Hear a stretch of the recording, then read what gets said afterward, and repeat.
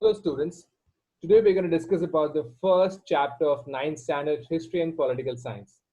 I'll discuss the first question paper and the answer paper. I'll just share my screen with you all. I'll read out the question and the answer simultaneously. The question paper was for 20 marks and the time duration was 1 hour. Question number 1.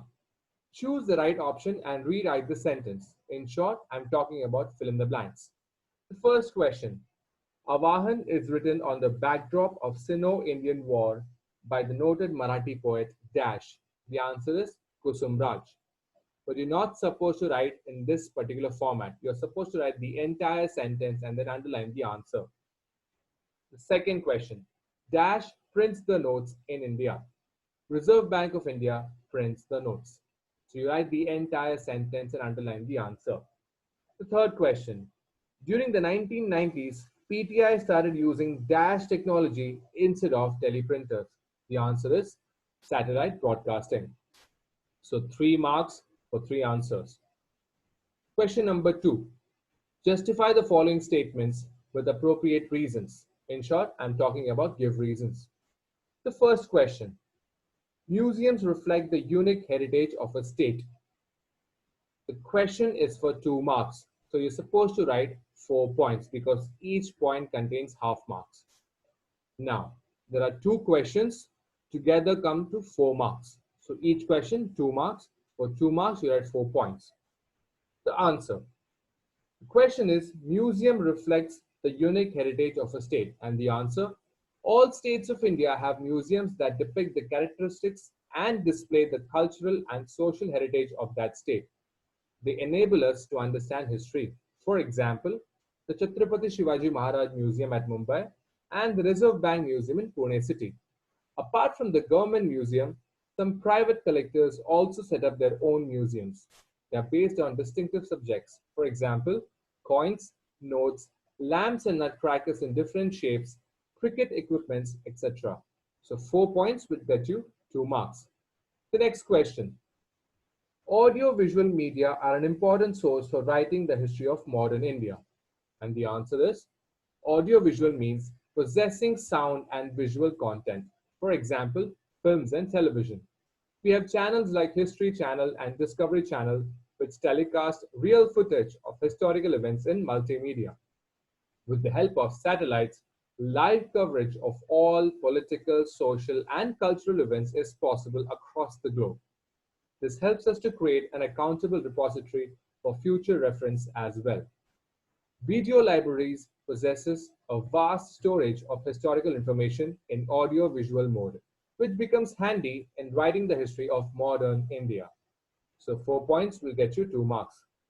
The third question. Answer the following questions in 25 to 30 words. In total, there are 3 questions. You have to write any 2 of them. So any 2 will give you 6 marks. So 1 gives you 3 marks. For 3 marks, you will write 6 points. But there are some answers which do not have 6 points. You can write how much of a point that you can. It's in the textbook and you'll get the required marks. For the first question, write about coins. In the textbook, there are only 4 points. So when you write the entire 4 points, you will get all the 3 marks. The first question is write about coins. And the answer is, we can also understand history with the help of coins and the changes in the printing of currency notes. Reserve Bank of India prints the notes. It has its headquarters in Mumbai. The coins from 1950 to those used at present, the metals used for making them, their different shapes, and the diversity of subjects on them together helps us to understand the important contemporary issues in India. For example, the coins to convey the message of population control and the coins communicating the importance of agriculture and of farmers. So these points will get you 3 marks. The next question, write about Jal Cooper. The answer, the Indian government issued the Jal Cooper stamp in 1977. Jal Cooper was an internationally acclaimed philatelist, that is, an expert on the subject of postage stamps. Born in a Parsi household in Mumbai, Cooper edited India's stamp journal. He was the founder of the first philatelic bureau in India, an office that collected stamps. He founded the Empire of India Philatelic Society. He went on to write many books on this subject. He gave a scientific bent to his hobby.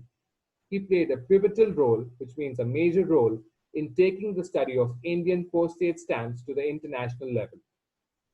And the third question, write a brief about museums in India. It's the same answer that we read above. The same answer that we read about museums on the top.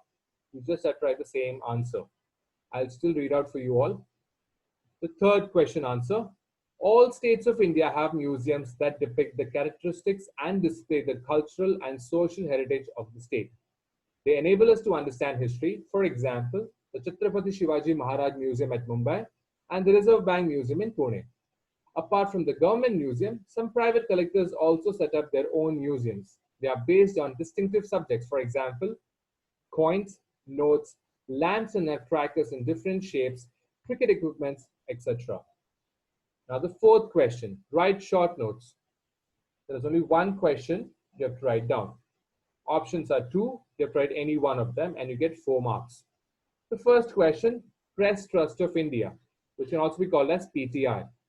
After 1953, the Press Trust of India has been an important source of primary details of all important events and of articles on important subjects.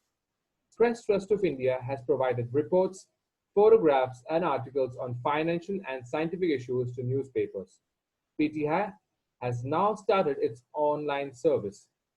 During the 1990s, PTI started using the satellite broadcast technology instead of teleprinters to send news all over the country.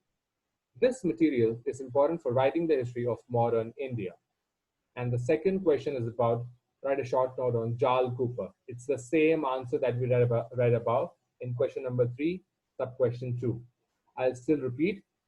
The Indian government issued the Jal Cooper stamp in 1977. Jal Cooper was an internationally acclaimed philatelist, that is, an expert on the subject of postage stamps. Born in a Parsi household in Mumbai, Cooper edited India's Stamp Journal. He was the founder of the first Philatelic Bureau in India, an office that collected stamps. He founded the Empire of India Philatelic Society. He went on to write many books on this subject. He even gave a scientific bent to his hobby. He played a pivotal role in taking the study of Indian postage stamps to the international level. Having started his career as a postage stamp collector, Cooper achieved the expertise of philatelist at an international level. The postage stamps on Jal Cooper is an important source to understand his significant contribution to this field. And the last question, question number 5. Complete the concept maps given below. You have to write down all the material sources, that is physical sources, through which you understand history.